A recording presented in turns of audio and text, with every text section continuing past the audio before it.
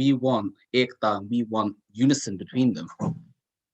But what I've often found in the coverage, or indeed the sort of way in which that it's all portrayed, we're sometimes forgetting the Majdood and who exactly the Majdood are.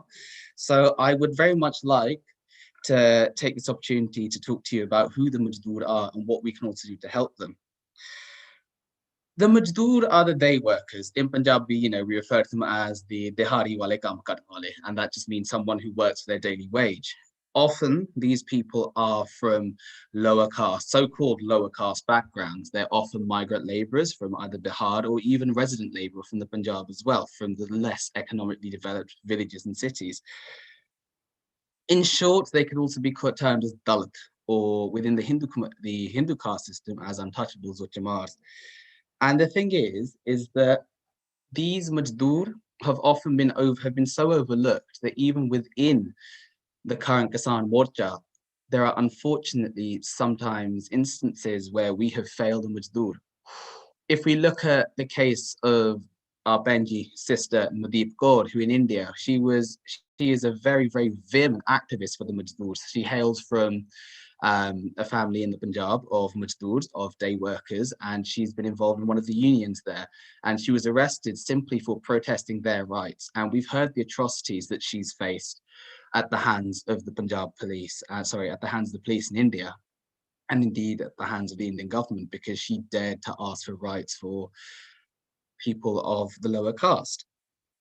And the thing is that if we look at the case in the Nadeep Kaur, unfortunately, it's not alone. Those people of the lower castes are often systematically, they're often systematically oppressed. They're often systematically sort of try to be expunged from society, from the higher caste people. And what some people, even within the Kisan Morcha, some people still seem to think that there's an element of caste amongst this, and we want to dispel that. Because some people automatically assume that if you are a Kisan, you are only Jat. And that doesn't necessarily mean that every single Kisan is Jat or every single Jat is a Kisan, not necessarily. But if we're talking in caste terms here, the Kisan tend to be the farmers with even a little bit of land. But there's so many Majdoor that even rely on that one Kisan who might have 4 or 5 acres, if 2, 3 acres of land. And if we're not supporting the Majdoor, how can we therefore say that we're supporting the Kisan? Because the farmers rely on the day workers and their laborers, and the laborers rely on the farmers. But if we're only supporting one bit, we're not really going to make any headway, are we? In order for the Kisan to succeed, the Majdoor must be supported. And what that really means is we need to disengage from this rhetoric of, oh, they're lower caste, we can't really get involved in what, oh, what's happening with them is a bit sad. We've got to understand and address, especially within the Punjabi community. And I say the Punjabi community, not the Sikh community, because as we know, Sikhi has given us a Nyara Panth, a new way. Sikhi gave us the ideals of no caste. In fact, the only way a Sikh is there has no caste. And we need to really understand that, because unfortunately, we've been sort of trapped into this Punjabi mentality of the Jat, the caste system, that we sometimes conflate it with our views of Sikhism as well. And in order for us to really understand how we can help our Majdoor, we need to understand the caste system has no relevance here. So we need to amplify our voices when it comes to instances of caste-based discrimination, especially with these day workers and day laborers, because at the end of the day, they don't get the help that they need, or they don't get the support as the Kisans may do. Because you may have seen on loads of people's social platforms, they're saying Kisan Ekta Zindabad, which is great. We're 100% here to support the Kisan as well, because without the Kisan, there is no food. But we're often forgetting the Majdoor, and it isn't necessarily something that's done on purpose. It's because we're so complacent in just already we're so complacent with the Kisan's established position in society that we forget the Majdoor, who are often overlooked. And the thing is, if we fail to support the Majdoor, who make up the bulk of the workers in the farms, we can't say that we support the Kisans, because the Majdoors inadvertently support the Kisan. And indeed, we need to really understand that the caste rhetoric that's been pushed upon us and reinforced by the British when they were in India has proved to be detrimental to our society. It's proven to be the reason why so many cases of interdiscrimination between the Punjabi community exist. And it has proven to be the reason why we're sometimes failing as a society. So the takeaways from these is literally this, that we need to understand the Majdoor are just as important as the Kisan. And if people are saying Kisan Ekta Zindabad, they need to remember it's not just Kisan Ekta Zindabad, nahi bhai, it's Kisan Majdoor Ekta Zindabad. Guru Gobind Singh Ji says in his Bani, Manas ki jaat sabbe ek hai pehchanabo. And the rough translation for that is that recognize the entire human race as one. If we try and apply this into our daily lives and into our daily sort of psyche, we'll slowly realize that the Majdoor are just as deserving of the support as the Kisan. And in the end, in order for this Sangharsh, in order for this Morcha, this protest to succeed, we have to give our equal support to instances like the case of Nadeep Kaur, as well as what's happening with our Kisans as well, to the leaders that were jailed, such as Deep Sidhu. We need to give our support to him as well as the Majdoor. As soon as we give our equal support to them, especially us as the diaspora, whose voice has been so proven to be so powerful, that's when we as a diaspora will start making headway. ਇੰਨੀ ਕੁ ਬੇਨਤੀ ਪ੍ਰਵਾਨ ਕਰਨਾ ਜੀ। ਫਤਿਹ ਬੁਲਾਈਏ। ਵਾਹਿਗੁਰੂ ਜੀ ਕਾ ਖਾਲਸਾ, ਵਾਹਿਗੁਰੂ ਜੀ ਕੀ ਫਤਿਹ। Vaiguru Ji Ka Khalsa, Vaiguru Ji Ki Fateh. Jordan, can I just thank you for that? You kept in your time as well, so it's good because we've got 4 speakers today. I want to take this, it's a privilege to also introduce our next speaker, Jazz Singh. Jazz Singh has known him for quite a few years as well, and it's great to see a young individual like Jazz, very active as a Sikh activist and a political advisor. He's also a founder member of the Sikh Network and advisor to Sikh Federation. And there's, you can read the bio and you can see his extensive, experience. So if I can ask Jazz to actually be our next speaker, please. Thank you very much. Vaiguru Ji Ka Khalsa, Vaiguru Ji Ki Fateh. I know you've been having these calls regularly, which is a great thing to see, because for many years we've been promoting local Sangat to get active, have debates, have discourse, and understand the issues faced by the sector, both nationally in the UK and also internationally. So it's great to see that the Sangat of Watford have been holding these discussions and talking about the farmers' protest and then the implications of that wider for Punjabis and Sikhs across the world. So thank you guys for the invitation as well. I guess everybody on the call will know about what the issues are and the 3 farm laws and how exploitative they are and the resistance to those. So I'm not going to go into that. A key question that I get asked is, what can we do? Because we are a huge community in the diaspora here, probably one of the largest outside of India. Our European brothers and sisters always look to the UK to steer in these. And then we have our colleagues across North America, Canada, and America. So it's always a challenge around, we're 4,000 miles away to what's happening on the ground, but we're so closely connected with our family and our personal ties, but we feel so helpless because we're watching stuff unfold on TV, on social media, and given the current COVID conditions, we can't all jump on a plane, no matter how much we would love to. So there is this, and I have this myself, being active with Sikh politics for nearly a decade now.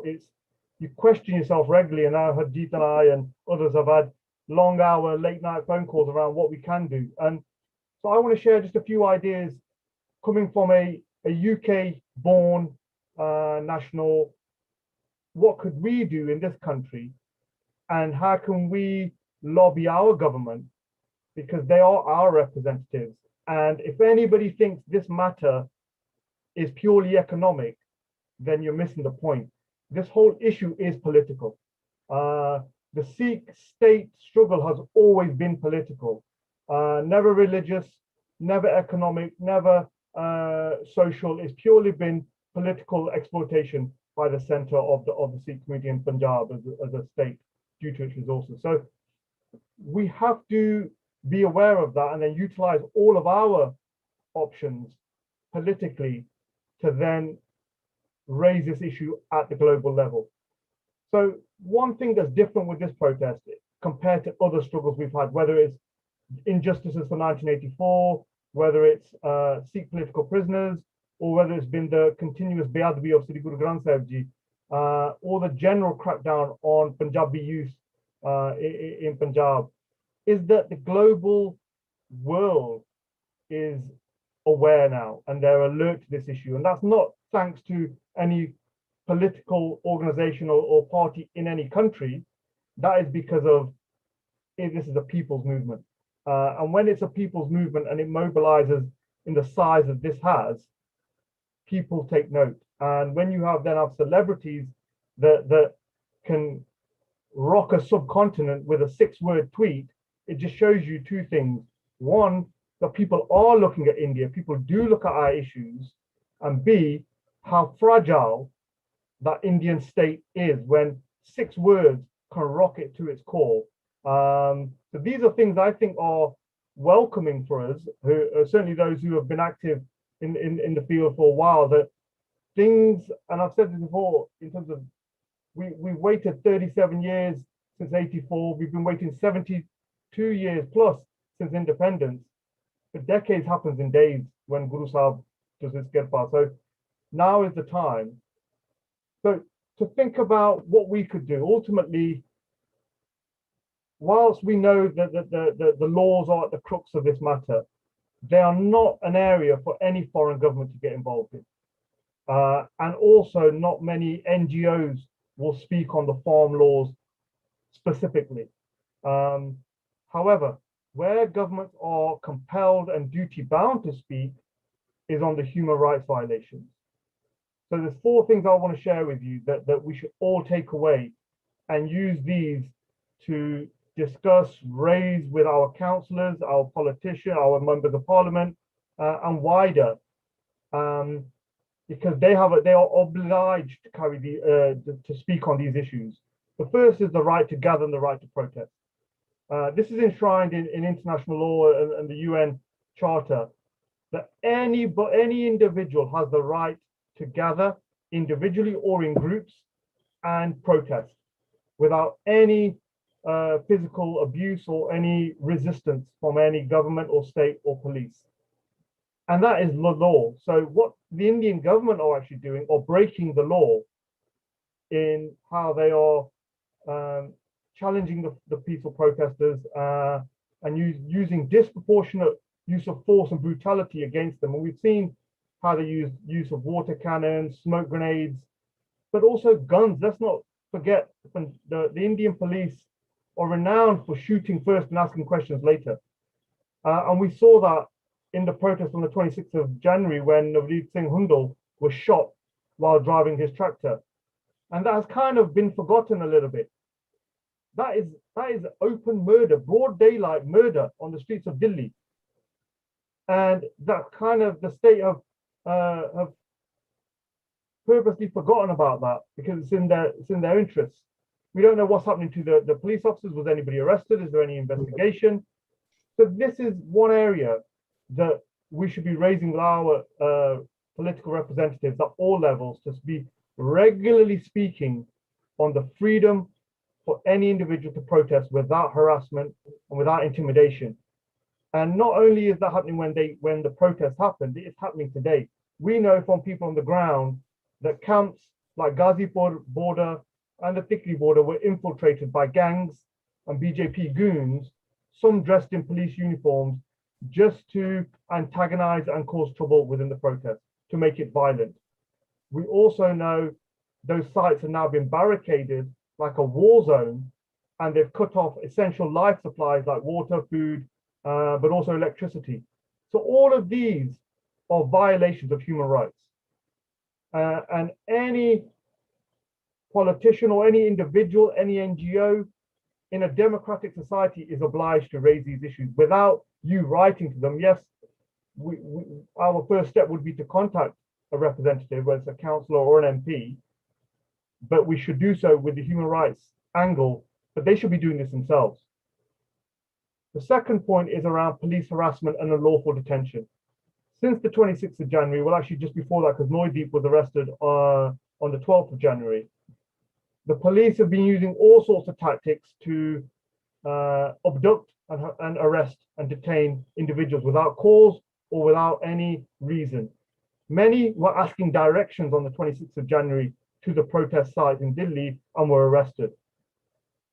Now we've heard about a figure, I think Bobby mentioned a close figure of around 200 is what's been muted by lawyers on the ground, but that's just what they're aware of. Conversations that we've had on the ground over the last week or so is because if you imagine there's hundreds of thousands of people at 4 sites, and word is trickling through to the leaders in the Jummivar Bandit of individuals whose friend is missing, whose pendale are missing. So we estimate that number is more likely to quadruple, and there could be up to 1,000 people who are languishing in prisons and jails across Delhi, Haryana, and other states. So it is incumbent on any government, especially our government, to ask India to come clean and declare how many people they are holding, how many people are arrested, how many people have been charged, and also challenge and question how many people have been mistreated. We know from Noydeep's own sister that she has been sexually abused and tortured whilst in police custody. And these things happen. We know that in the case of Jaggi and Jagdal Singh Jal. So this doesn't come new to us, but it does to the wider world that have had this window painted of India being the world's largest democracy. And this is something that is an ideal opportunity to illustrate what the truth is here. The third infringement has been the freedom of speech.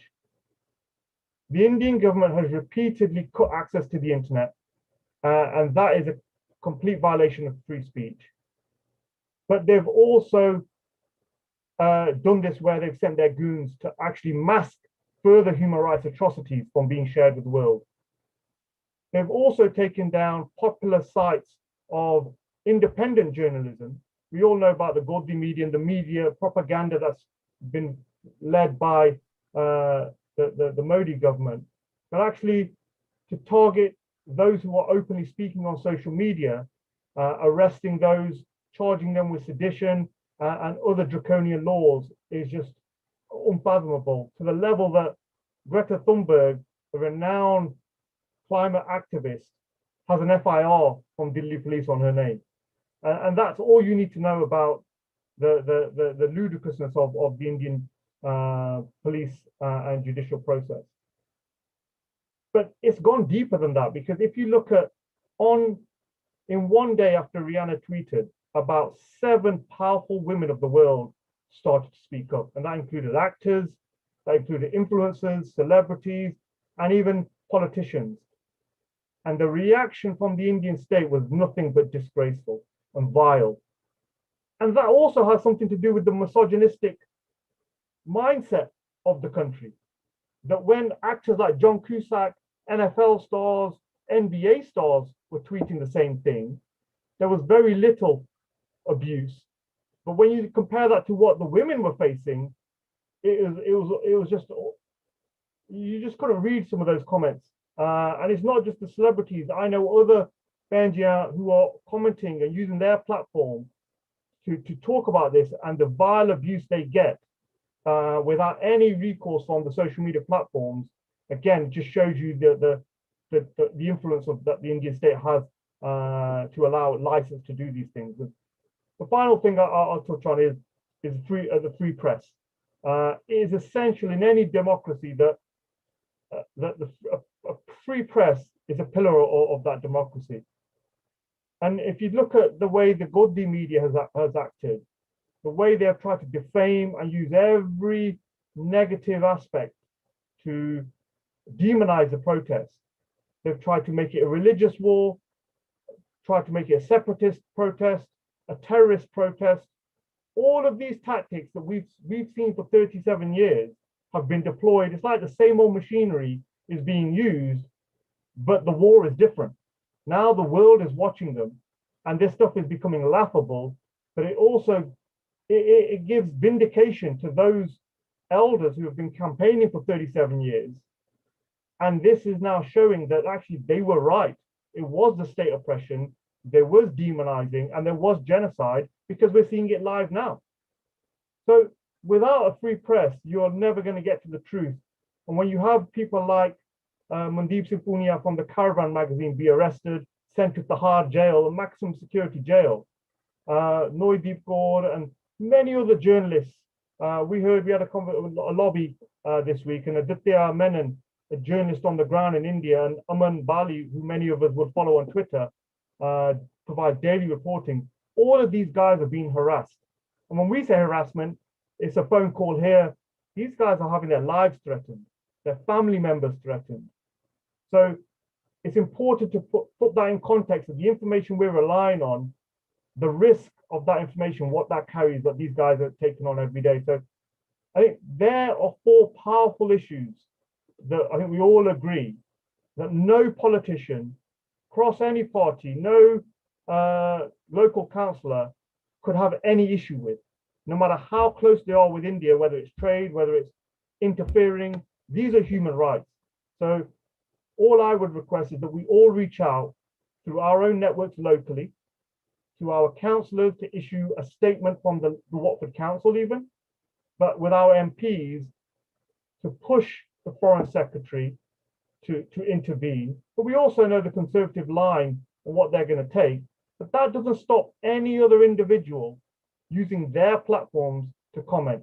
If Greta Thunberg, Mina Harris, Rihanna, I mean, the list goes on, I couldn't name them all. If they can do it every day, then why can't our politicians who represent thousands of Punjabis, why can't they tweet about this every single day?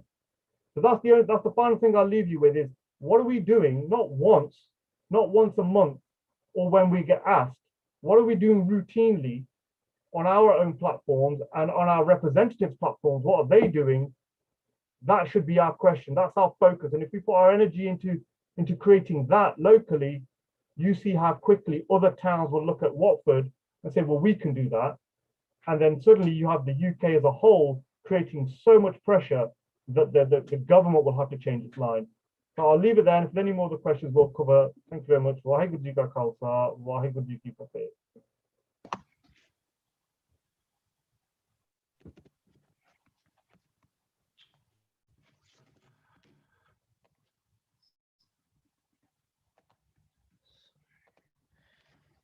Waheguru Ji Ka Khalsa, Waheguru Ji Ki Fateh.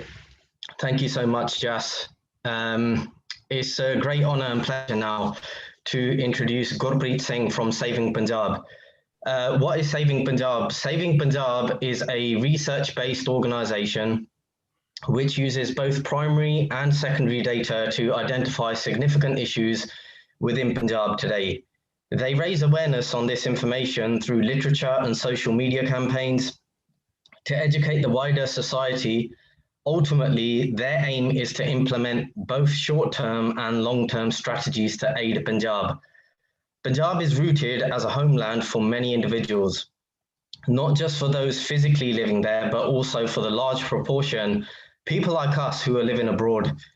Punjab is currently being overlooked by its government across a number of significant issues, with potentially devastating long-term effects on its people and the land if not considered today. And the awareness that Saving Punjab and through their campaigns will run both within Punjab and across the world to unite all Punjabis to save Punjab. The work that they cover, or when you look on their website or you follow them on their social media, they cover the problems in Punjab of agriculture, drug abuse, alcohol abuse, cancer and health issues, crime and gang violence, excessive debt, education, unemployment, water, mental health, infertility, and migration. So it's a great honor to have Bhai Gurpreet Singh Ji from Saving Punjab. And just Saad Sangat Ji, just a quick one. There's many pages on social media that we can follow, but definitely if you do not follow Saving Punjab, please do follow them because they have some serious valuable information. And it's also, we must appreciate the great work that Gurpreet Singh and his team are doing. So thank you, Gurpreet, for being on. It's now time for you to speak. Waheguru Ji Ka Khalsa, Waheguru Ji Ki Fateh. I hope you can hear me well. I am a little bit sleep deprived, so if I sound a bit sleepy or nod off, someone just, you can't prod me virtually, but someone just maybe scream down the mic and you can wake me up. Thank you to Jordan and Jas. I was listening quite intently there. Excellent points made on what kind of human rights violations are going on.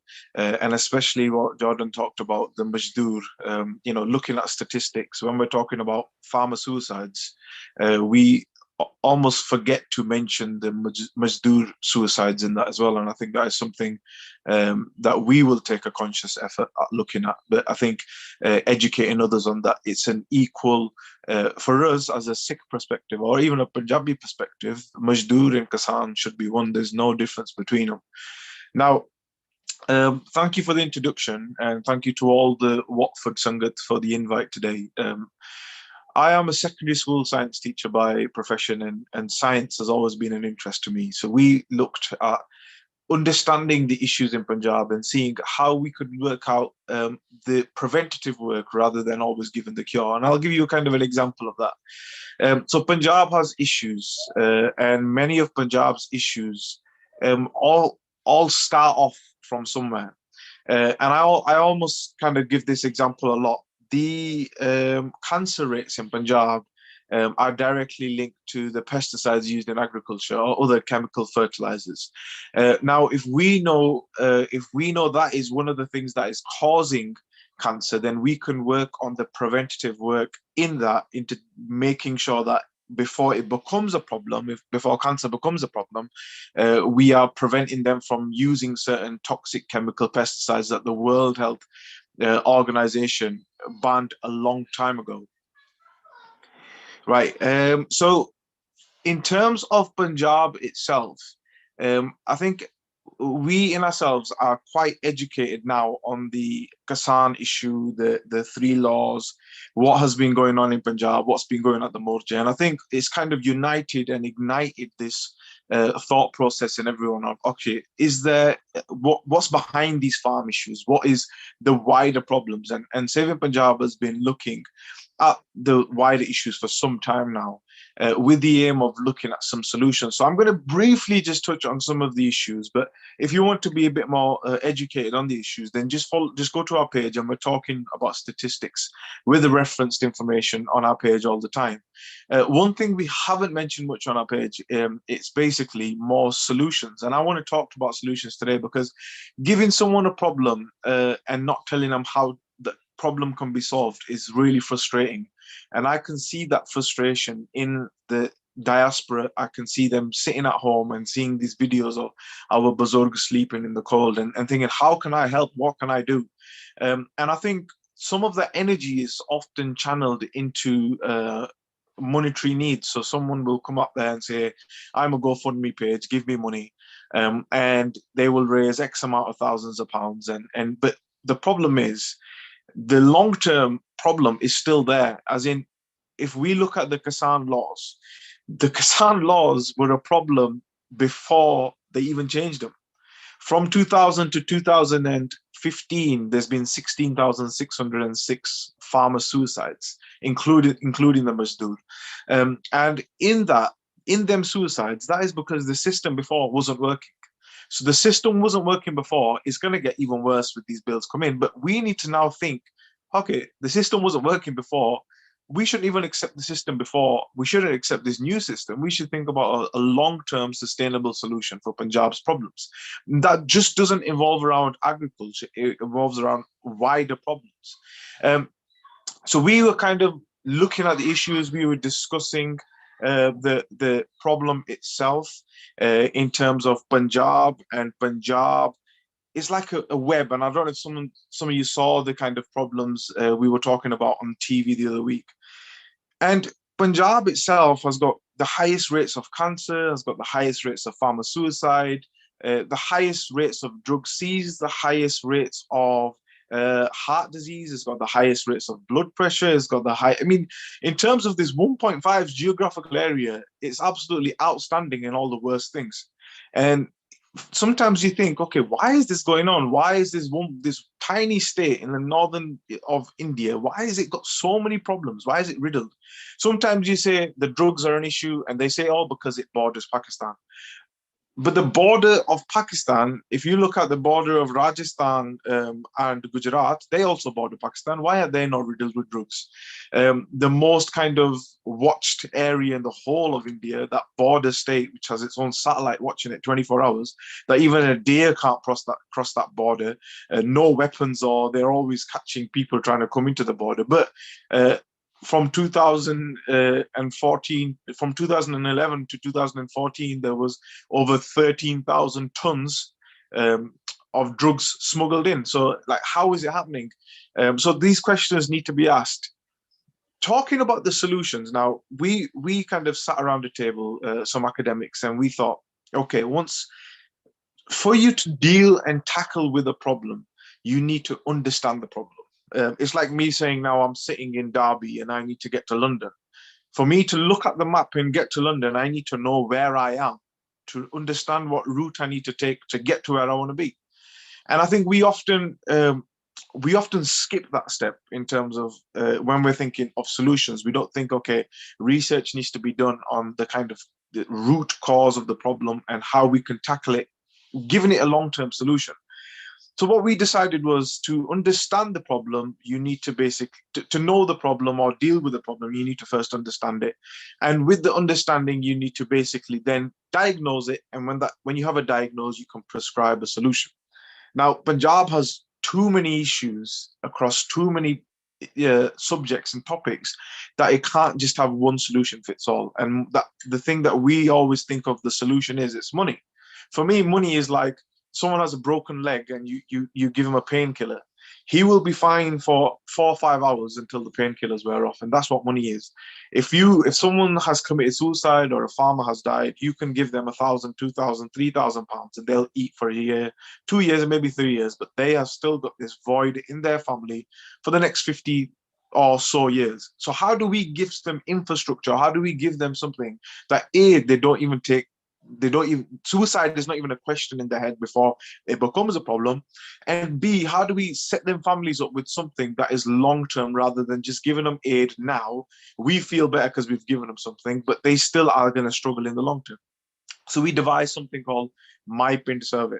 Now, the MyPINT survey was basically created to understand the scale and magnitude of the problem in Punjab.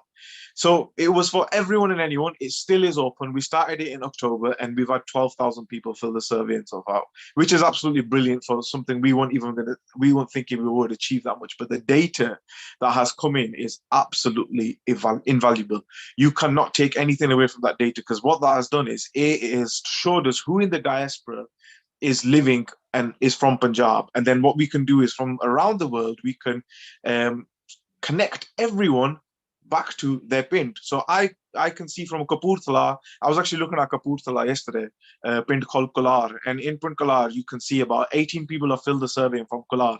And from that pind, there's people from New Zealand, people from Australia, people from New York, people from Vancouver, people from Brampton, people from Hounslow, people from Birmingham. And what you've done is, now you've seen from this one pind how the spread has come out into the whole world. And that is amazing in a certain way, because it's basically the good seeds of spread. Now it's time for them seeds to give back into Punjab. So what we want to do is understand the issues on a pind level. So there's about 10, 15 questions. And in the questions is there a drug problem in your pind? And then it asks a bit specific questions. Has there been fatalities about drugs?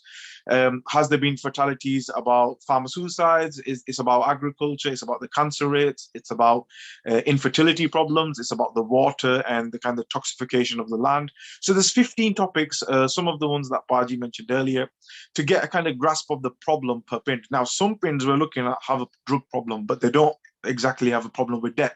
They're well off. They've got money to spend on drugs, but they've got a drug problem. Some villages have got a debt problem, but they don't have a drug problem because they don't have the money to afford the drugs.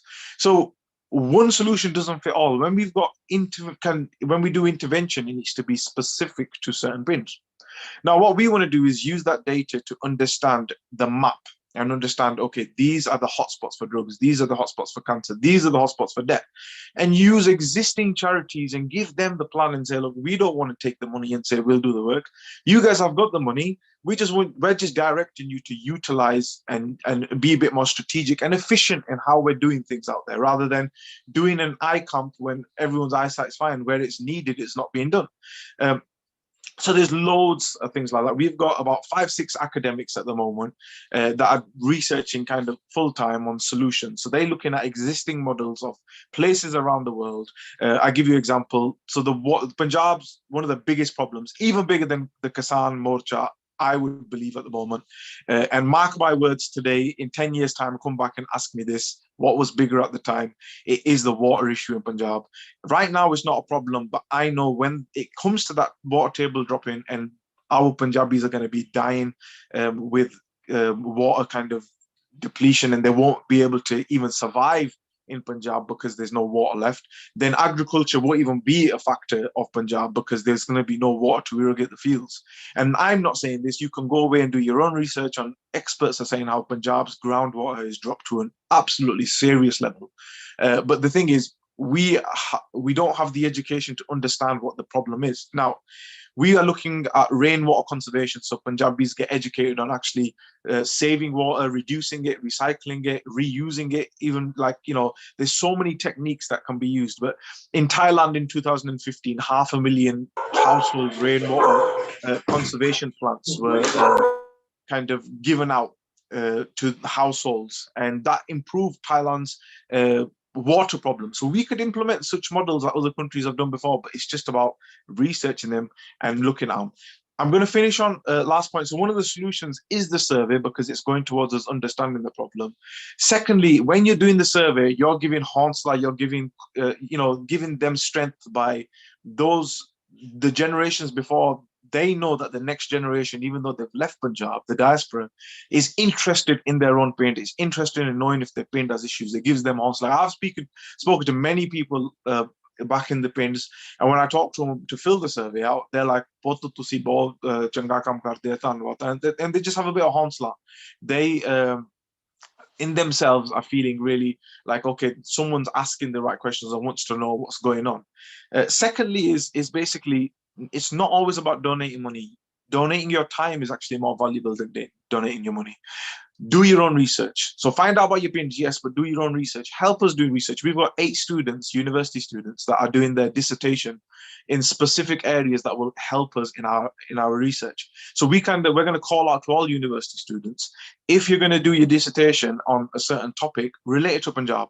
Even if it's not Punjab specific, do something that we can then use. So if it's something to do with cannabis, Punjab has the 12% of Punjab actually is consuming cannabis at the moment compared to the national average, which is a lot lower. Punjab is one of the highest states that is consuming cannabis. If we know, okay, there's solutions on getting people de-addicted from cannabis, or giving some kind of solution so that schizophrenia is not an option. So I actually spoke to a medical student about this, who's doing their kind of end project in this. And I was like, look, in the future, we would like, as a Qawm, to fund someone like you to go to Punjab and do this research that we can then use that. So we've got long-term goals into using academics, using Najwan that have got the energy to understand the issue and then give the strategy to wider charities and other people out there that want to help. Even if it's not charities, if you know you have 10 people in your paint and we can connect you all your Pindus together with you and just say, look, that's your paint. Why don't you guys invest in your paint? Invest in it how? Give it sustainable energy. Put windmills there, put solar panels there, get a rainwater conservation tank that's underground, high density polyethylene that they've got in Jaisalmer in Rajasthan. And all these models and solutions that we can give you to future proof your paint. So in 50 years time, your paint doesn't have the issues that other people have. Make sure the education's good, the schools are good there. Make sure the elderly that are looked after. And all these things, if everybody takes it an opportunity to look after their paint and say, that's my paint, then Punjab can be solved. If I say I'm going to save Punjab myself, then it's not going to happen. Everybody needs to take that initiative and start thinking about their paints. And then these other problems like agriculture, debt, they will all fall into place, because once they've got the infrastructure and they've got the support and they've got the education, so they know that the crop cultivation, they've got a diverse kind of crop that they're growing, the biodiversity is increasing. Why? Because they're not just growing the crops, the MSP that is given to the wheat and rice, because that's killing the soil fertility. It's killing the soil in itself, because they're just growing the same things over and over again. So it's about kind of using what we have and educating the farmers. Right now, believe it or not, the power is in the farmer's hands. If I've got something that you want to buy, it's up to me whether I want to sell it to you.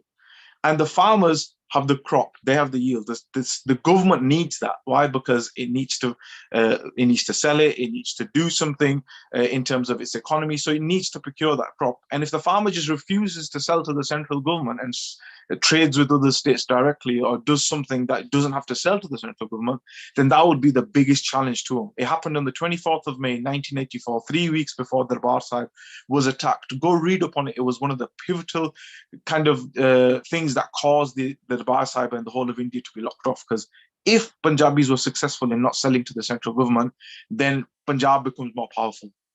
And I'm going to finish here now. And lastly, basically, if you want to help out, if you want to be a researcher, if you want to donate some time, if you want to help out in any way, just reach out to us on our social media pages. Yes, we're kind of flooded with messages at the moment, but we're really interested in looking forward to having young academic individuals come forward, looking at long-term sustainable solutions, not about short-term monetary goals, but actually looking at the problem as a whole and seeing how that problem can be eradicated before it actually becomes a problem, not dealing with the issues afterwards, prevent it from even being an issue. Deal with it before. I hope that's enough. I mean, I can go on for a long time, it's just carrying on talking, but I think the 15 minutes is probably up by now. It's probably gone over, so I apologize. Like I said, I think there might be a question and answer afterwards. I will stick around if anybody has any questions. I'm willing to answer. Waheguru Ji Ka Khalsa, Waheguru Ji Ki Fateh.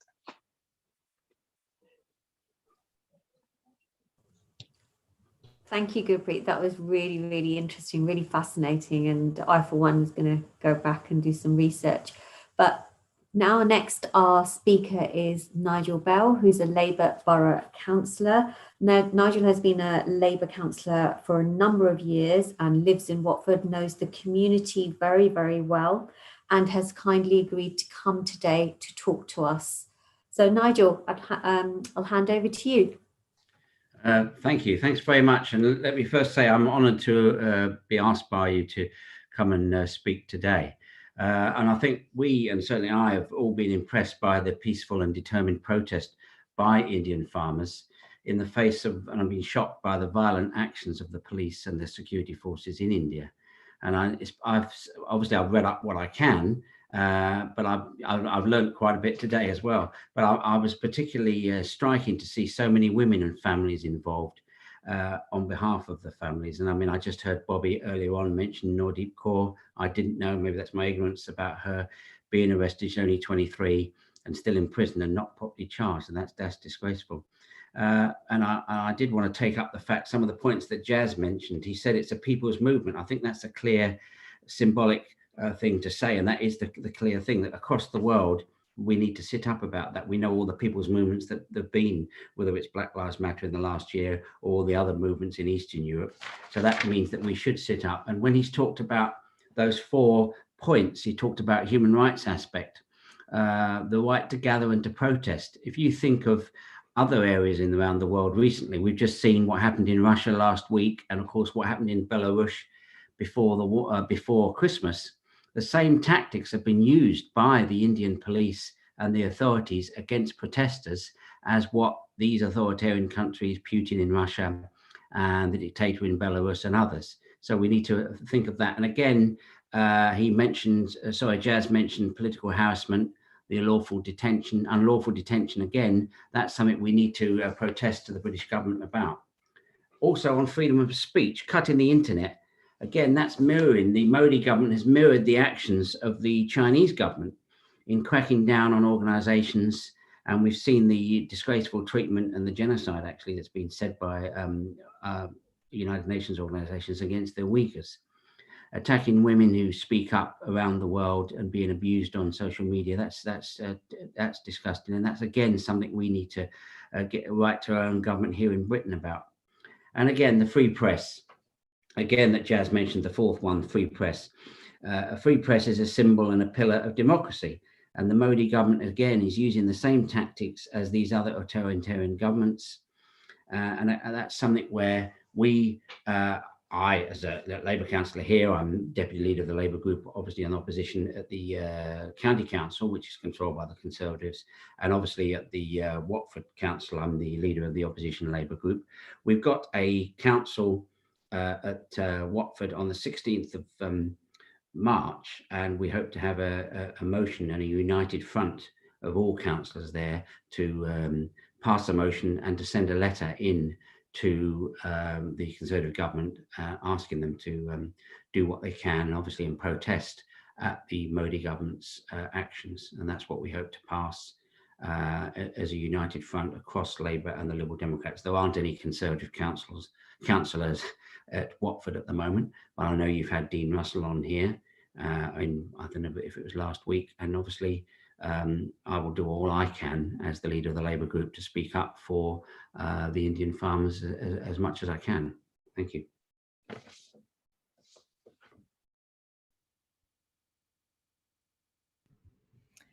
Thank you very much for that, Nigel.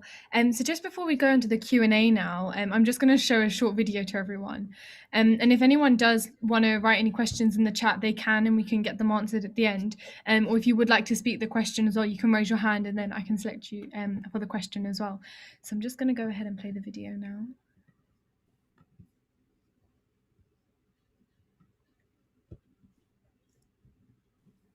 Sorry.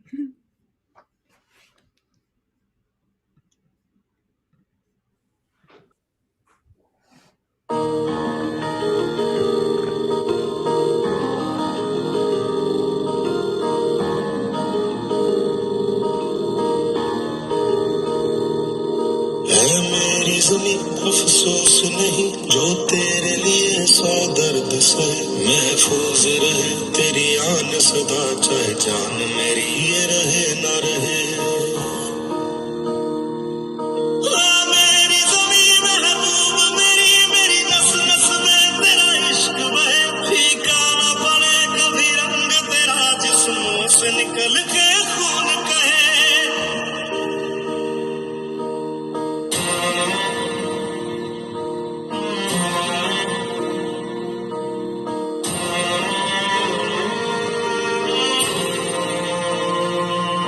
तेरी मिट्टी में मिल जावा गुल बन के मैं खिल जावा इतनी सी है दिल की आरज़ू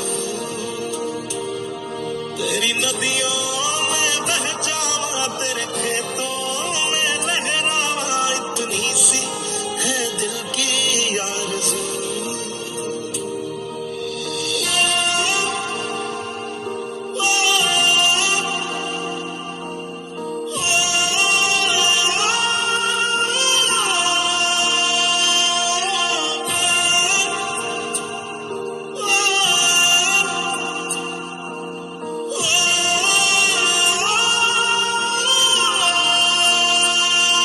सरसों से भरे खलियान मेरे जहाँ झूम के भंगड़ा पा न सका आबाद रहे वो गांव मेरा जहाँ लौट के वापस जा न सका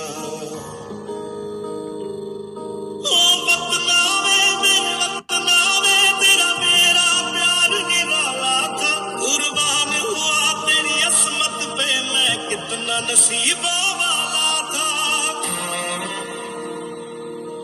मर रहे हैं गरीब लोग भूख से मर रहे हैं तड़प तड़प के मर रहे हैं किसी को चिंता नहीं है हमारी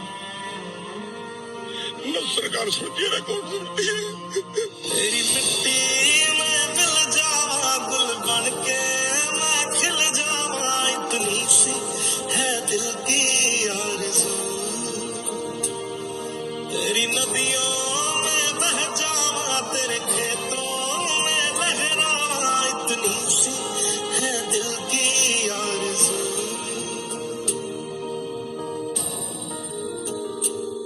केसरी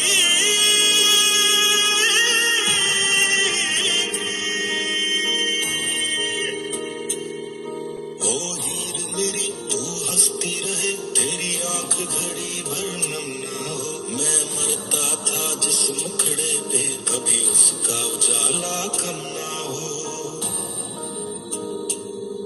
ओ माई मेरी क्या फिक्र तुझे क्यों आँख से दरिया बहता है तू कहती थी तेरा चांद हूँ मैं और चांद हमेशा रहता है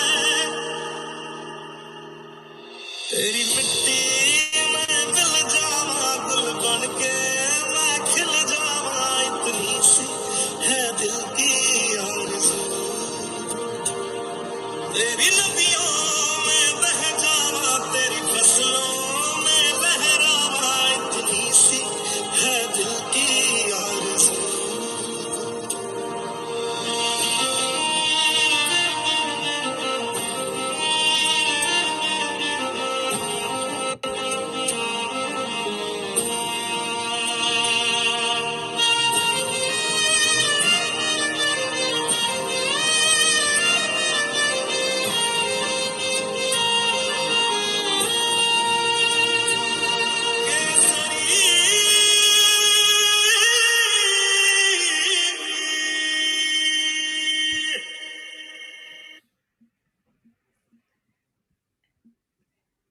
So I think in the comments as well, I said that how emotional that video was, and how really heart touching it was as well to see. And so we have a few questions. So I have one to read out here, and then if anyone else does have a question for you, want to raise your hand, and then I can select you, and then you guys can ask a question. So the question is, and this is for any of the panel, so anyone who would like to answer, how can we convince farmers not to grow rice as it reduces the water table? Hanji, Waheguru Ji Ka Khalsa, Waheguru Ji Ki Fateh. I have actually been spending the last 2 days really looking at this because there was a letter that was written to Greta Thunberg explaining how Punjabis are polluting, they are kind of depleting the water table, they're burning the paddy and causing more pollution. So we've written like I think it's gone into the 10 pages now of how it's actually been systematic. And the problem with Punjabis now growing rice, which here is guzzling water, is because they only grow that because that is what they get MSP on. So the change needs to come from the government giving MSP to other crops. So other states have MSP, which is a minimum support price. So for sikkim, they'll have it for haldi, turmeric, they'll have it for peppers, they'll have it for other produce. Another state will have it for somewhere else. But Punjab has specifically been given MSP for rice and wheat. And they kind of contribute hugely to the rice and wheat pool, over 20-30% at times, annually. So how do we get them to break away from that? There's two kind of ways that we're seeing at the moment. A is we want to basically, a farmer that doesn't want to take the risk, he's never grown anything else, he doesn't know how to grow anything else, we show him support. So we come in and we say to him, look, we will be like your shadower and you try and grow something else. And we will make sure that if you lose any crop yield, we'll make sure that we've got you as an insurance, as in, you don't have to worry about that, but we want you to kind of experiment out of the realms of rice and wheat.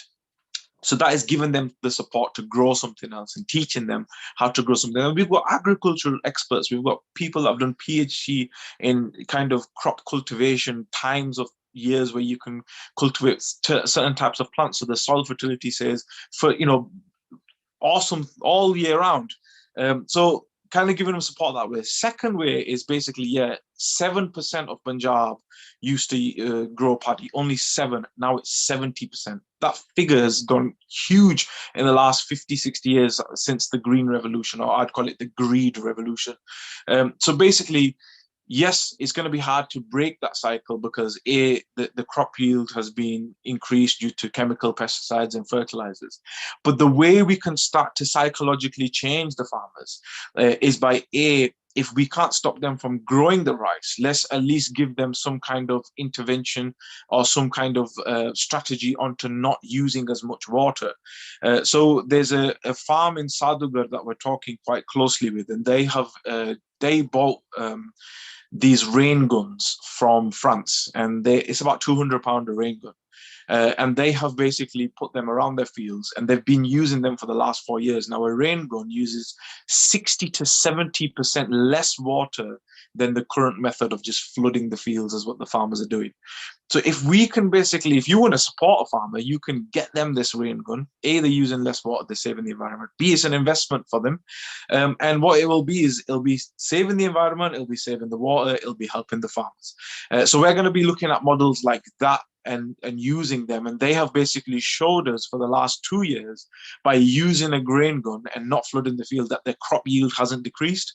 And we're using that model because it hasn't decreased. That means, we can implement maybe a model in a few of the areas just to see if it works. And then we can roll it out as like a large scheme across farmers to save the water. So yeah, the problem is that it's drinking a lot of water. If we can't get the farmers to stop growing it, let's put somewhere else in place so that we can at least reduce the amount of being wasted. And then also the education of them, understanding that they can grow whatever they want. They just need to believe in themselves and give them the education of what kind of crops they can grow. And that's what we need to reach out to them and do. Perfect. Thank you so much for that, Gurpreet Singh. And does anyone else on the panel want to add to that, or are we okay to move on to the next question? Okay. And if we now go on to, is it Frankie? Hi.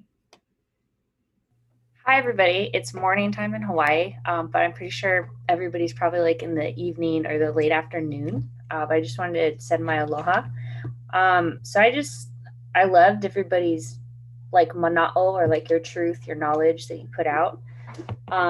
Just a couple quick things that my brain is like mulling over in my head. I like this concept of like the intersectionality and how you're like bringing it out, like that there are these different things that people are experiencing at the same time to cause hardship. I know that there's like a huge issue with like cannabis use, but are we also like looking at how cannabis can pull out the pesticides from the soil? Because in Hawaii, UH Manoa is actually conducting research on that. So that might be like a feasible way to like clean the soil and actually like get all of the toxic things that are causing these cancers to happen. Because in Hawaii, we also had like an era where there was like plantation things going on, and so they just basically killed the soil. We also, like with this whole water diverting crisis, like I know that's kind of what's going on over there, and over here we fight for water rights as well, because people will take water from one side of the island that's heavily like on my side it just dumps all the time, so we always have water, and then they'll divert it to drier areas. Like who is fighting to end that, right? And then also here in Hawaii, we have like systems called lo'i systems, which is like ancient traditional Hawaiian farming, where you can divert the water from the stream and then bring it back into the river so that like it's not disrupted.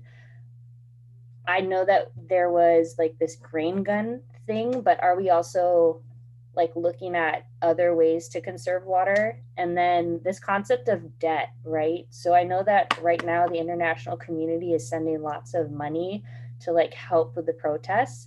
Has anybody like thought about starting like a fund where we start paying off debt for farmers? Because I feel like financial hardship is really like where Modi has us, right? But if we can eliminate that, and then we can do that whole idea where we're like trading to other states directly and removing the government, then he has no power.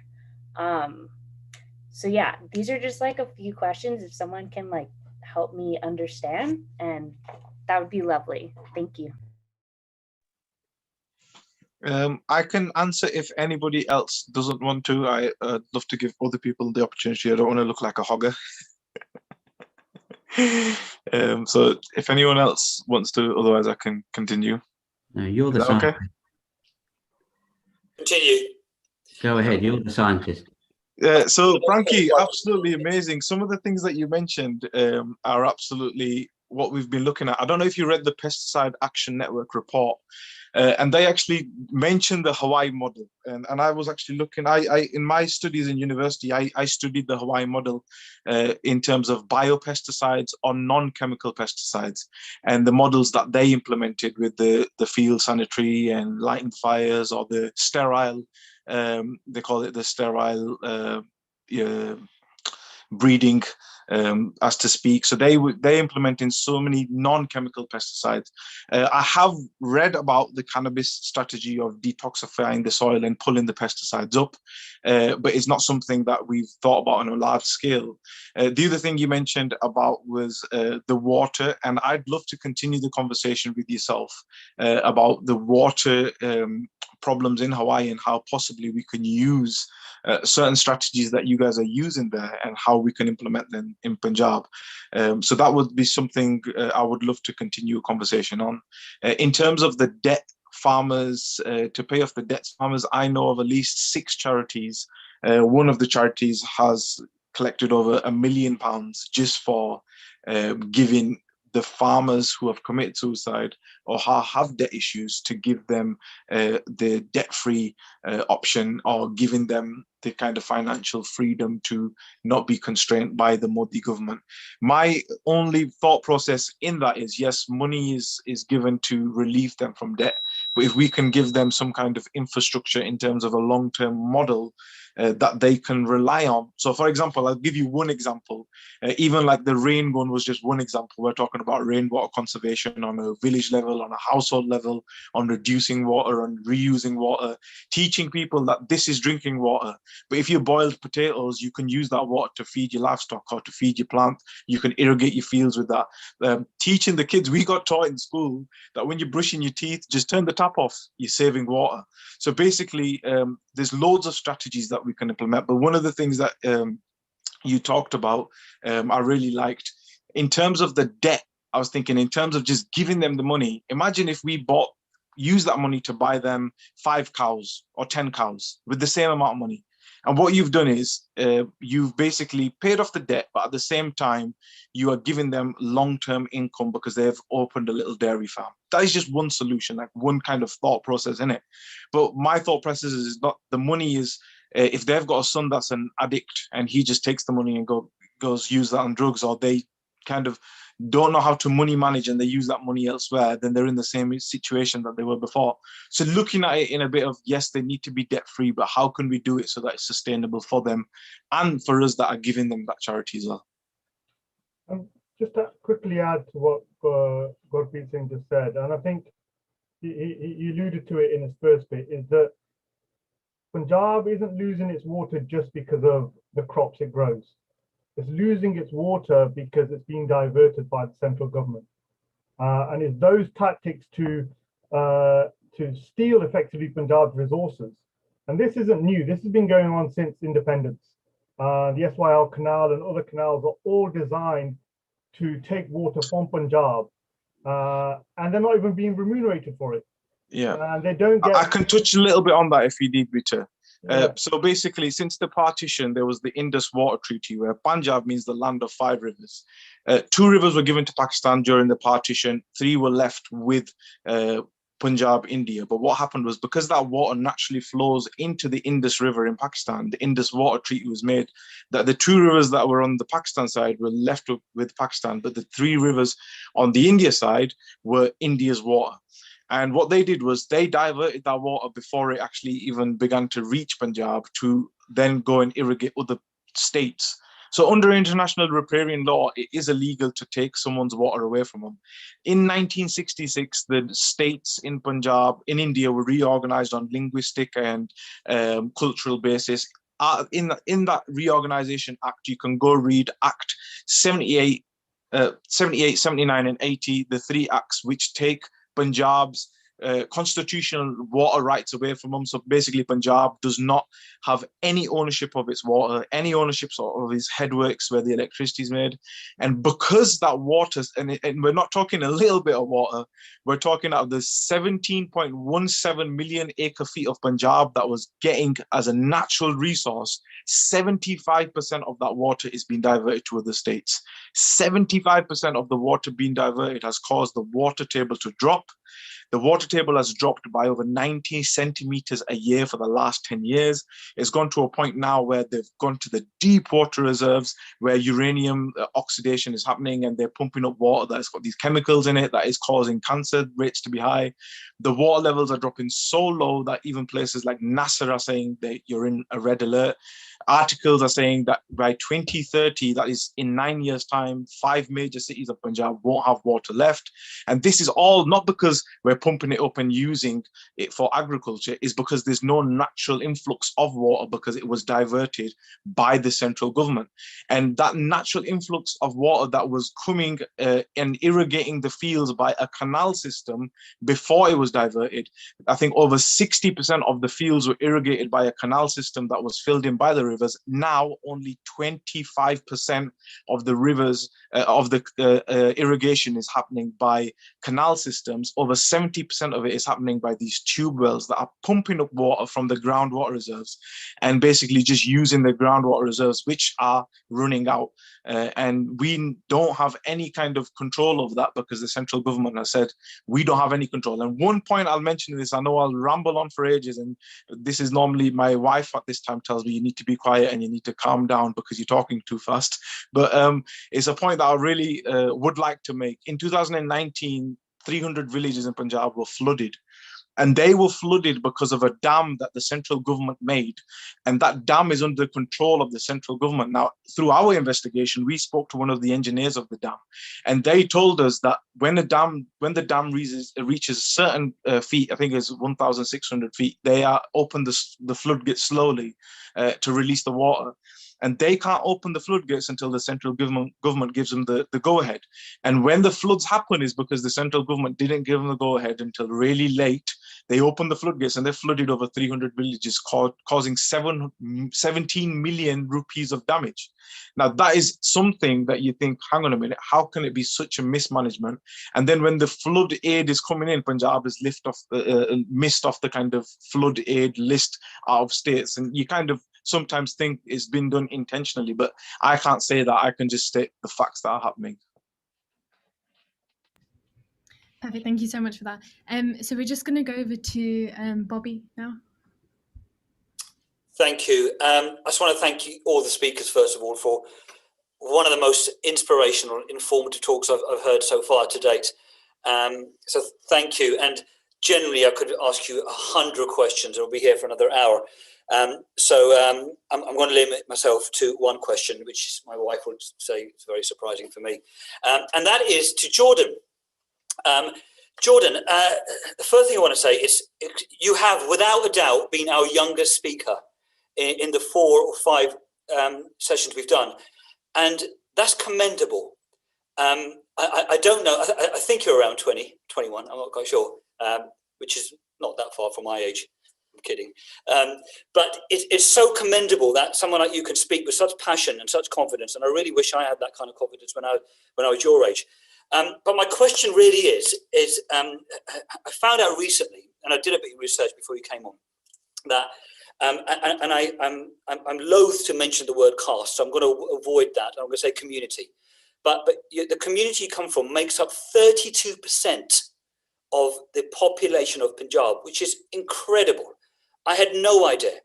And that leads me to the question, which is, for such a large community, you mentioned earlier that you feel part of the farmers and the farmers feel part of you.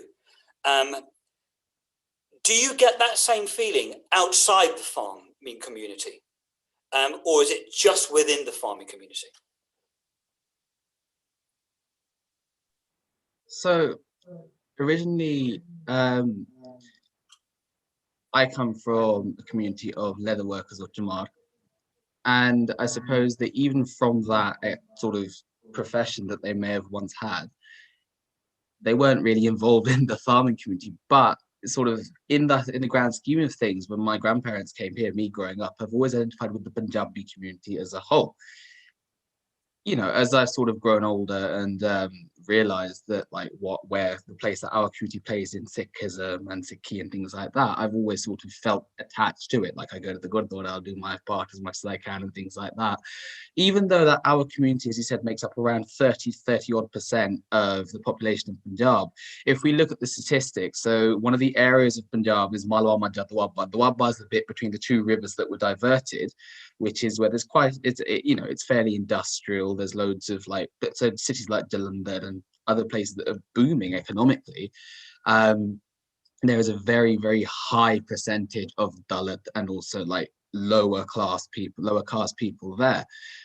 And I suppose that us sitting here in the United Kingdom, I haven't faced instances of like caste discrimination, but I know of family members who have maybe not faced it themselves, but there's always going to be examples there. And I've been reading it for my dissertation, things like that, that we see that there's always going to be these sort of underlying factors that, oh, I might be a part of the Punjabi community, but am I really fully accepted by them? Like, I'll give you an example. Where I live in Southall, there's 27 different Gurdwara. Why are there 27 different Gurdwara if at the end of it, you know, we are all one? Why is everyone sort of segregating, going to different Gurdwara on basis of their surname, caste, or even just of their community? You know, at the end of the day, we all inside us identify as Punjabis, and we all support the farmers, because without farmers and the Majdoor, there is no Punjab. You know, like if we look at history, Baba Banda Singh Ji Bahadur gave us Punjabi people land, and also it's bakshish from Guru Maharaj, like even from Guru Nanak Dev Ji all the way to like Dasam Pasha Guru Gobind Singh Ji. We were given the rights to take our land and do as we please with it and make our own earnings, and we weren't otherwise, so we're not like subservient to the state system. If that answers your question, really. I mean, we're a part of the Punjabi community full for like 100%, and those of us that identify as Sikh, be it Avadasi, be it like Majbi Sikh or whatever, we still identify as Sikh, or it whole Punjabi, really. Thank you, Jordan. And thank you for attending today. Yeah, thank you so much for that. So next, if we go over to Jagtar. Yeah, hello. Waheguru Ji Ka Khalsa, Waheguru Ji Ki Fateh. My name is Jagtar Singh Dinza. I'm a local councillor in Watford. First of all, I'd like to thank all the excellent speakers who had a great depth of knowledge, and they spoke really well. And I would also like to thank my colleague Nigel, and I'd like to thank him, the research he's done on the background of the farmers' struggle in India and how he presented it today. But Nigel, I'm not going to let you off the hook either. I strongly believe when we get politicians to come to these chats, we need to make them earn their money, and we need to drill them as much as possible. And also we need to get commitments of them that how and when they're going to support our struggle. So my question to Nigel will be same as what I asked Dean Russell, who's Watford's MP, and Peter Taylor, who's Watford's mayor. That Nigel, will you be supporting a cross part, with the Sikh community, not the Sikh community, the farmers community, and the Lib Dems and Labour and Conservative? Would you be willing to sign that letter, which we would be sending to Dominic Raab and Boris Johnson? And then once you've answered your question, then I'll give you the answers, what we had from Dean Russell and Peter Taylor. Okay, thank you, Jagtar. Yes, I certainly would be willing to obviously sign that joint letter, as I think I said earlier. And, you know, if that obviously would help if we all come together, all politicians, to me, at the Watford Town Hall, I would certainly sign that and get that sent off to Dominic Raab, certainly. Yeah, and I asked, as I said, I asked the same question. Peter Taylor's question was the same, that he would sign it. And I was very disappointed with Dean Russell's response that he would sign a cross-party letter, which he has no restrictions on doing because he's not a minister. And he could have signed. What's important is, as community, we need to remember, I'm not making a political point here, what we need to remember, which political parties stood by us and our brothers and sisters who are facing this hardship in India, which political parties supported us, our cause. And the other thing I wanted to say was that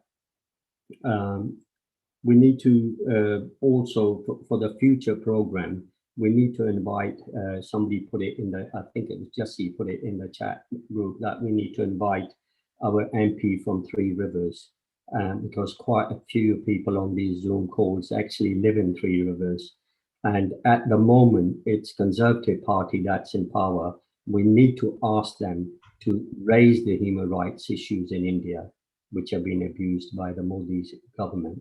And that otherwise excellent. And also, as Nigel alluded, that we will be doing a motion in the full council, which we will be moving it from our Labour Party, which I will actually ask Nigel to move it rather than myself. I don't want them to think that I've got a self-interest that I'm moving it, but I will definitely contribute in the debate, and then hopefully we'll get a cross-party unanimous vote for that motion, which we will write. And please, my plea to everybody is write to your MPs.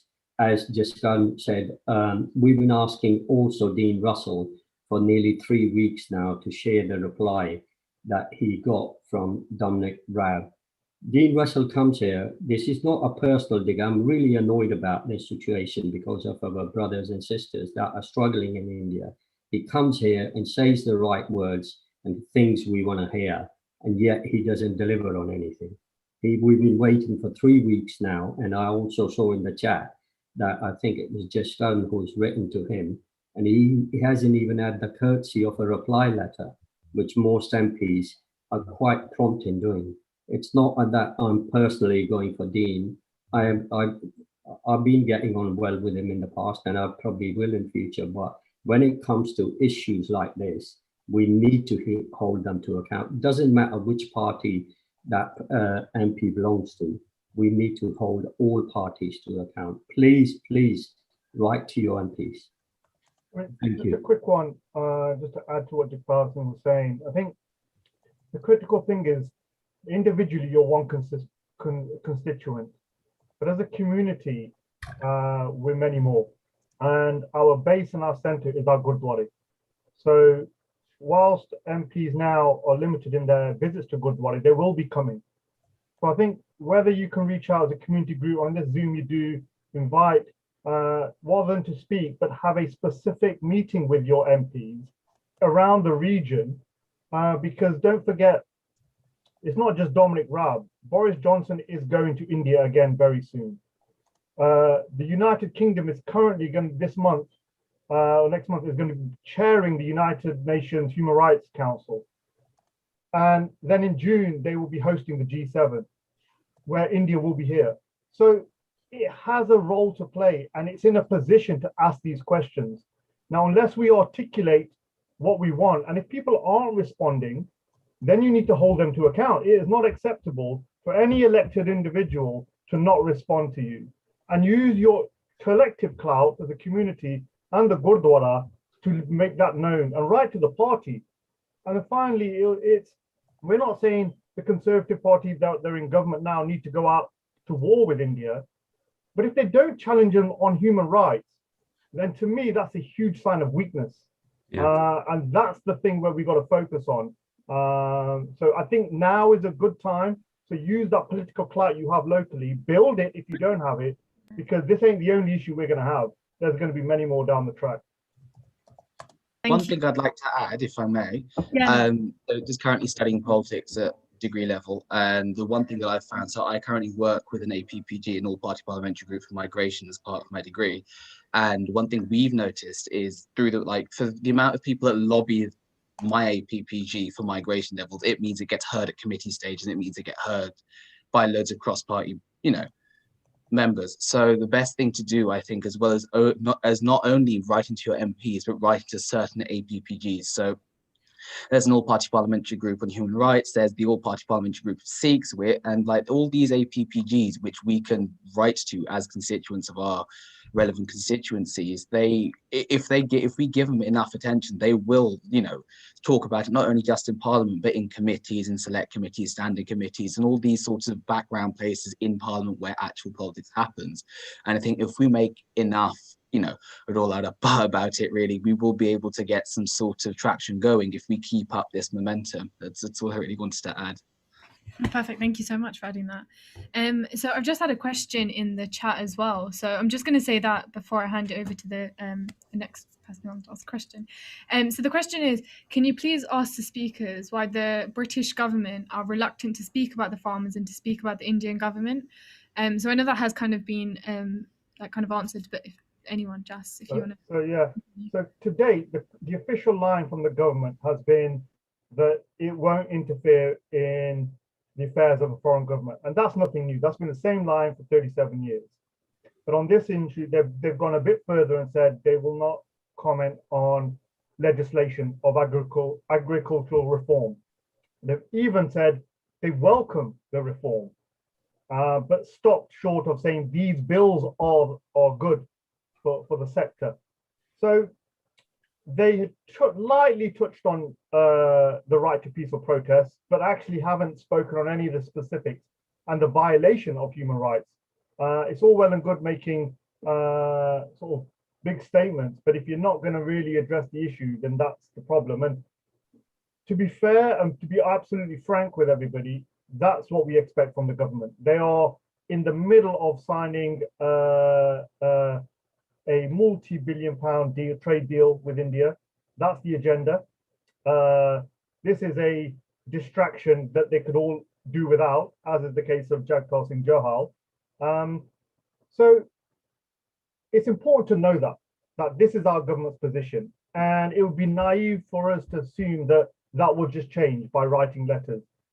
So the question then becomes, how do you change that? Well, the reality is politics.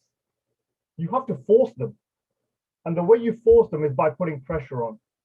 And the way you create pressure is by actually twofold. One is, or threefold, in fact. One is the opposition, and that is being done. We had a meeting this week with the shadow Foreign Secretary Lisa Nandy and Stephen Kinnock, and they will be raising it, and we can put pressure on them. But actually, internal pressure within the Conservative Party makes a difference. We've all saw what the backbench committees, how powerful they were on Brexit. So we shouldn't underestimate backbench Conservative MPs because they collectively can create pressure within the party to change a position or change a policy statement. That's necessary. And then you've got the wider global aspect, whether that's the media or human rights organizations. So when Amnesty, Human Rights Watch, and the UN Human Rights Council issue statements, it makes the government look bad. So I think we should be aware that the government's position is unlikely to change, but through pressure, through embarrassment, through raising the facts, and actually by showing them how they are not following their own policies is the way. And I hope the parliamentary debate, which will happen very soon, will give an opportunity for other Conservative MPs to actually raise this and challenge their own government as well as Labour MPs. Perfect. Thank you for that response. Does anyone else want to comment on that question as well of our panelist? Yeah, Nigel. Yeah, just can you hear me?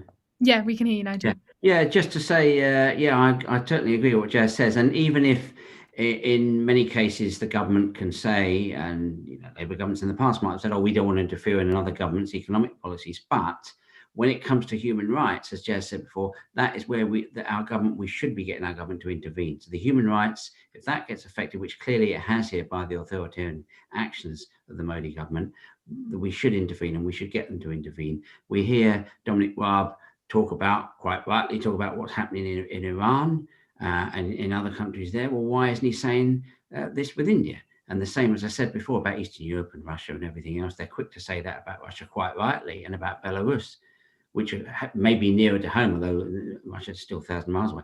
But therefore, we should say, because of our history with India, we should be involved in the nicest way. I know a lot of people might say, we did enough in India, but I mean, because of our history and our link, we should be prepared to stand up for what's going on. Thank you for that, Nigel. And before we move on, so I think Ancha's had a question. So she's had it for a while. So if I just, and then we can come back. Yes. I've got a question actually for Frankie. I'm just so impressed, Frankie, that you've logged on from Hawaii and the time difference and what have you. That's pretty amazing for you to do this. Just a question for you. What is the perception of all this in Hawaii, and what can we do to help and empower you to get the message across? Is there anything, a help and support you need? Because sometimes I know when I've talked about things, especially in the early days of this process, I felt very, very alone. And can we help you, Frankie? Oh my God, yes, please help me. So basically, like I'm like basically the only one in Hawaii. I have tons of like small conversations with my friends because I think that that's really important. It's like having the same conversation over and over again. So like my girlfriends will come over and I'll tell them what's going on, and I'm like, you know, I get met with this like, oh, that's awful, but I don't know if I could say something. Yeah. So I keep addressing it. Like I keep having those uncomfortable conversations because people need to feel uncomfortable. It's Totally. a privilege not living in India, right? Like Yeah. we don't have to worry about these things. There's legal systems and like different things at play that make it so that we don't ever have to go through what they're going through. We have other things going against us, but that level of like you could just wake up and get killed, like we don't experience that, right? Like we don't have to live in fear. So I keep having these uncomfortable conversations, and I was actually brainstorming on how to reach more people in Hawaii on a bigger scale. So I reached out to one of my friends who has like 20,000 followers. He does a lot of like comedian stuff, but there's like a bigger grasp in Hawaii that people will like watch his stuff. And he's kind of like my brother. So I just asked like, hey, if I came on and talked about this, would you like kind of interview me so then we can get more people aware? Because I think living on an island, unless you are actively involved in like Native Hawaiian rights and like sovereignty movement, and also like on Turtle Island, which is known as America, which is stolen land and needs to be given back. But if you're not involved in that community and you're still in that mindset of the colonizer and this sense that you're entitled to like just do whatever you want, wherever you want, and not respecting other cultures, that's what I really have to combat here, especially because there's like a huge military presence. And I used to be in the Navy. I used to think like this, and then I decolonized myself. So any information would be fabulous. I've like reached out to a couple people to try to, like, I'm going to make a Word doc and then start organizing it to try to hit major points and have those conversations with Cutlass when I go live. I also just reached out. I'm in college, so I was in one of my film classes and it got boring, and I just got brave and I was like, to hell with it, I'm going to call up all my Congress members. So I started calling them up and then just like having those conversations with their secretaries, like, hey, we need to put pressure on this. This is the same struggle that Native Hawaiians are facing today, right? Like even with the Mauna Kea movement, right? Like there's this certain level of like, with the illegal occupation here in Hawaii, there's no, like, it goes back to that point, like there's no ties to having these water rights, right? Like in India, like all of that has been stripped, like the sovereignty of the land is gone. So here we face that too. So it's like, I'm trying to connect the movements and show the parallels so that more people get involved, right? So if I can get to their heart, then they're going to show up. And if we organize globally with these different struggles, we can focus the attention, right? So when we focus on a grand scale, then I really feel like we can get stuff done.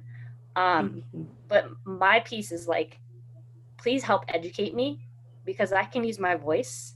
And obviously, like passing for white, like I have a certain level of privilege, and I want to use that so that this information gets out there and like people hear it and they wake up, because that's what's important. We have to wake them up. All of these people who are doing these awful things, like I look at them as like sleeping spiritual beings. They just haven't been woken up, and we have to like shake them to wake up. So if anyone wants to friend me on IG or take my phone number down, I do FaceTime Zoom calls. Like just tell me what you know, teach me, so then I can come across as super educated or direct them to the resources so that they can learn. I'm also going to create like a slide for people in Hawaii as to like, okay, call your Congress member, say this. So then it's dummy proof and it's easy. Yeah. And I want to get some flags because I want to go hold sign at the Capitol. I think that would be really cool. But brilliant. We can help you with that. Some of us, I've sent you my email address as well, and we can share some resources with you. Thank you so much for joining us. And it's every Saturday, 4 o'clock. You're welcome. And I had one question just quickly for Nigel. You mentioned on the 16th that the councillors are going to meet to pass a motion, Nigel. Is there anything we can do as, residents of Watford to, can we write in? Can we do anything? Yeah, I mean, you could write in. Obviously, you can still write in. I would say just to Dean, who's the MP, but you can write to us as councillors, write to Peter Taylor as the mayor, and us as Labour representatives to encourage us to put down a motion and to lobby the government. So we'll be putting down a motion anyway as a joint. Okay. But yeah, if people want to write to each individual councillors and to the mayor, then that's fine, and we'll take that up. Thank you. And if we go over to Jigdal, and then if we have that as a last question, and then.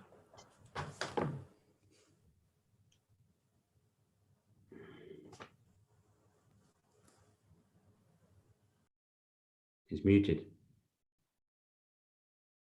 Sorry, there's been sitting blabbing away, but I didn't realise I was muted.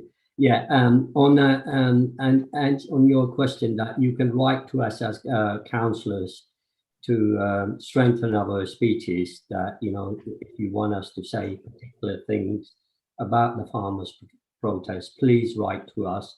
I will be working with you guys to get ideas, because I'm not fully aware as much as some of the guys here are about the protest and the issues. That would be one thing. But Frankie, I'm so jealous of the view behind you with all that water and those palm trees while we're sitting in the freezing cold here. But going back to Nigel's point and other points, that, the government, and this again, I keep saying this, people might think, oh, here's Jack Tar making political points. In the current government, there are so many Indian either ministers or there are Indian MPs that are probably BJP or Modi thinking, and some of them are from Gujarat, and they are probably BJP supporters. What we need to put pressure on them as well, and we need to, wherever possible, especially if we live in their constituencies, write to them. And also for future speakers, and we've already identified Three Rivers MP, and we got two excellent Sikh MPs, which Tan Desi and Preet Kaur. I'll be more than happy to contact them, that if we can get one or both of them in the near future to come and take part in our Zoom calls. And can actually, people who noticed, ask the question this week, where what's his name? Nigel, remind me that he diverted around the question. The chair of the House of Commons, he diverted. Rees-Mogg, yeah. Yeah. Rees-Mogg, yeah. He diverted. He was more interested about the friendship with India. And the other important thing is, since we left European and Brexit, they're more interested in doing deals with India, trade deals, rather than the human rights there. That's the bit we need to highlight. And if it was Labour government in control and they weren't pulling their weight and they weren't challenging them, I would be saying the same things to other ministers. I wouldn't be holding back just because I'm a Labour councillor. So it's important to get these MPs on these Zoom calls. And I think in the near future, we'll get this Three Rivers guy, Dean, Tan and Preet, and we'll get them on our Zoom calls. Thank you. Yeah. But can I also thank the organisers who do an excellent job week in, week out. Peter, I got your name mixed up last week. I thanked there behind the scenes is doing also a lot of work. But Peter, the young lady who's hosting summer, she does behind the scenes, does excellent work, and the other organisers as well. And I can't just mention all of them by names, but Peter deserves a big thank you, because she is very good on the IT side as well and does excellent job. Thank you. Okay, thank you for that, Jagdar Singh. So we're coming to the close today, and I just want to firstly thank all the speakers. I think if I was to take each one thing from the speakers, Jordan, again, what Bobby said, you are the youngest person that we've had that's spoken, and you've spoken quite eloquently and quite well as well. So the Kisan Mazdoor Ekta. So I think we need to memorize that, and actually that should be embedded in ourselves. Also, Jazz Singh, he's done a lot for the community, and he's constantly out there doing things, speaking up, and the notion of the global people power, people's movement, which is, there's no doubt about what we saw with Rihanna last week, and other people that actually tweeted. It's actually changed the whole ball game of what's happening out there. And if we were talking about, what was the other speaker that we had? It was Gurpreet Singh, Gurpreet Singh, Saving Punjab, a notion of pulling resources together. And I think that's quite important as well, because there's lots of people out there doing a lot of good work and actually bringing those people together. And also all those stats that's rolling off Gurpreet's tongue. You know, it's glad to see such a young person as well getting involved and being active in the community. But also Nigel, we've known you for a long time. We consider you to be a friend of our community. And even though this, the actual things that's taking place in India is not just about the Sikh community, it's about all farming communities in India. Yeah. But I think as a community, because we've got relatives, we've got people out there, you know, we're actually, actually feeling the issues that they're facing very, on towards us as well. So that's why we're actually, really thankful of the strength and the commitment that you and the Labour Party are showing, and also Jagdar Singh as well for all his efforts and in actually bringing things together and having a motion on the 16th of February. But I also want to add as well, after our meeting, after when we had Dean Russell, we did have a meeting with him. So 5 of us actually met Dean Russell. Dean Russell actually, behind the scenes, there's things that have been done. So for instance, it's not just about writing letters, but also Dean had the opportunity to actually speak to the minister himself, to actually be vocal about these things, which at the end of the day is commendable, because he knows the strength of feeling within our community as well, and also seeing what's happening out there. But also he's advocated to ourselves that we need to also keep the pressure by writing in, because at the end of the day, we're living in a democracy. We need to put pressure. And I'm fortunate to say that if we were to look at a number of letters that have gone to him, I don't think there's that many. So, I'm talking about in tens. We need to work on that. Please get writing, write to the MP. We're also going to be as a community going to be writing to him, also giving a dossier to him as well, and actually taking that forward and see what he says, because that was one thing that we want our representatives to do, is communicate with our community as well and have that link. So we're going to continue that relationship as well.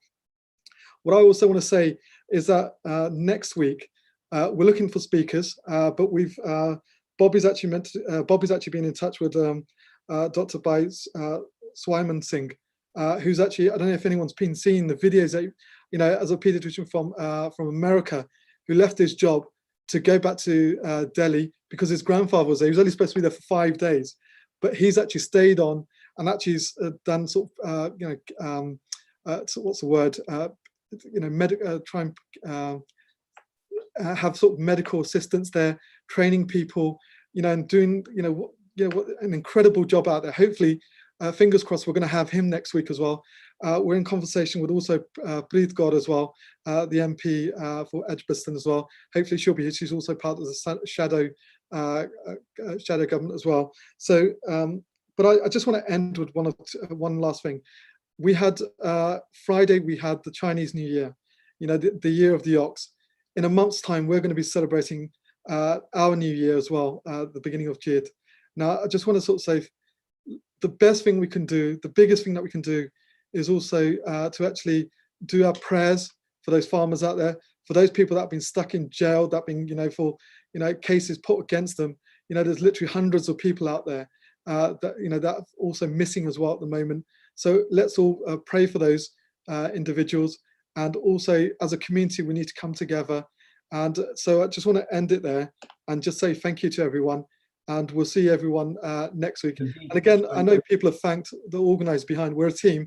And if anyone else wants to get involved, be part of it, please. This is not, we're not restricting it. We started off originally just trying to raise the voice and get a forum of our community together.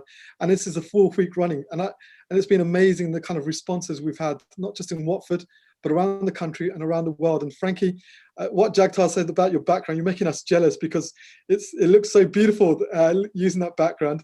So again, thank you for everything. Hadid, yes, sorry to interrupt. And yes, on the numbers, nearly 300 people from Watford signed the petition, and over 200 people in Three Rivers signed the petition. That's good. But letters need to go. But I'm sorry, I'm not going to defend Dean and allow.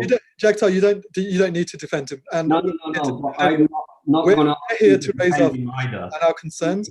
No, Hadid, you're defending him. But I want actions from him. He comes here and says the right things. He's raised it with we've been waiting for 3 weeks for him to give us a reply from Dominic Raab. Why has it taken him 3 weeks? That's the thing, Jagtar.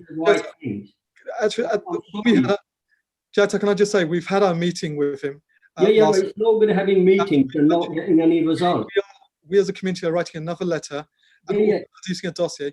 But look, the thing is, this is becoming a talking shop. This is what I don't like.